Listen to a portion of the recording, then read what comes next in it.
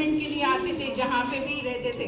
इतना अच्छा उनका न्याय प्रणाली, पारदर्शिता, यानी पार्शलिटी किए बगैर दोनों भी पक्षों के लिए इतना अच्छा न्याय देते थे कि दोनों पक्ष खुश होकर जाते थे उनके जजमेंट के रिजल्ट से। इस तरह का उनका न्याय था। एक किस्सा आपको सुनाना चाहूंगी मैं। एक बार क्या हुआ, राजमाता जो थी तो उनके यहाँ ना रथ से जाना आना चल रहा था। आजकल के बच्चे देखो 2 व्हीलर 4 व्हीलर से जाते, तो रास्ते से रथ चलाते हुए उनका लड़का जा रहा था और इतना फास्ट रथ दौड़ा रहा था कि उसके रथ के आगे गाय और बछड़ा आए, तो बछड़े को उसने टक्कर मार दिया उनके बेटे मालेराव ने। उनके बेटे का नाम मालेराव था और 2 बच्चे थे अहिल्याबाई को, बेटे का नाम मालेराव और बेटी का नाम मुक्ताबाई था। तो मालेराव ने क्या किया, गाय के बछड़े पे टक्कर मार के उसके आंख पे से रथ लेके गया।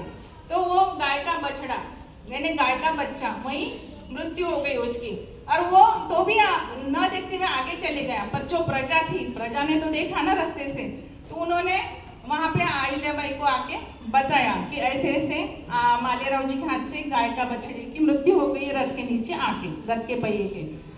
तब अहिल्याबाई को इतना क्रोध आया कि अपने बेटे ने इस तरह का काम किया है। तब उन्होंने पूरे दरबार को, मंत्रीपद को बुलाया और सभी को बोला कि अब हम लोग जो शिक्षा देते हैं वही शिक्षा मेरे बेटे को भी दी जाएंगी, आप लोग बताइए क्या करना है। तो जब वो टाइम पे किसी की अपन हत्या करें तो उसका परिणाम था मृत्यु दंड की शिक्षा। तो वो माँ होके बेटे के लिए खुद निर्णय लिया कि इसको भी मृत्यु दंड की शिक्षा देनी चाहिए।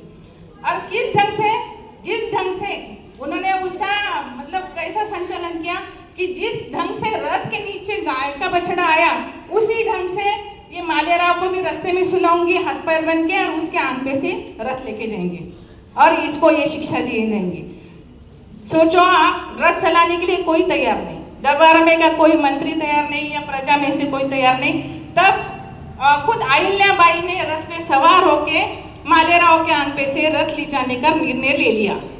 तो ये सब डिस्कशन करने के बाद में उसको प्रैक्टिकली लाइव जब करने गए वो रास्ते में रथ लेके, तब वो गाय का बछड़ा गाय रास्ते में आई और वो आड़ी हो गई कि इसके ऊपर से रथ नहीं लेके जाने का।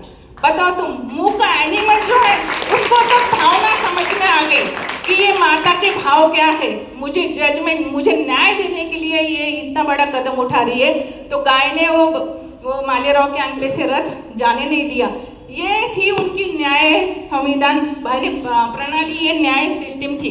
इस ढंग से वो अपना जजमेंट करती थी और सबको सेटिस्फेक्शन करती थी, यानी एक मुख्य जानवर के लिए भी उसने न्याय दिया। तो सोचो आप, जो भी इंसान है उनके लिए तो कितनी अच्छी न्याय व्यवस्था थी उनकी। और अब दूसरा मुद्दा ये है कि जब उनके राज्यकाल में सबसे बड़ी बात तो कोई दुश्मन था ही नहीं उनका, इतनी शांतता प्रिय उनकी प्रणाली थी। क्योंकि हर एक कर्मचारी वर्ग हो, आचार्य वर्ग हो, पुजारी वर्ग हो या कोई भी स्टाफ हो, उनके जो भी है उनके साथ रोज के साथ वो भोजन सबके साथ करती थी। ऐसे नीचे माटी डाल के बैठना, ऐसा नहीं कि चौरंग पाटे के ऊपर लेके अपन शाही भोजन कर रहे। वो सभी कर्मचारी वर्ग के साथ डेली का भोजन ग्रहण करती थी, इसलिए वो राजमाता कहलाई। प्रजा उनको राजमाता की पदवी जब दी और बाद में उन्होंने जो भी है, जितने भी मतलब परकीय आक्रमण के कारण जितने भी अपने तीर्थस्थल जो है देवस्थान है उनका विध्वंस हो गया था, उसका पुनर्निर्माण उन्होंने किया। आज भी हम लोग देखो, काशी विश्वनाथ है, द्वारका है, पुरी है।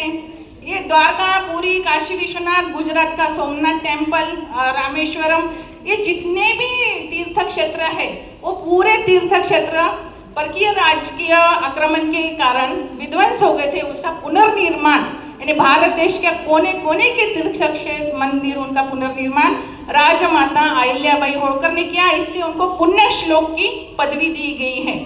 और सबसे मेन शांतता प्रिय उनका कारभार था, इसलिए सभी जने उनका रिस्पेक्ट करते थे। और सबसे मेन बोले तो उनकी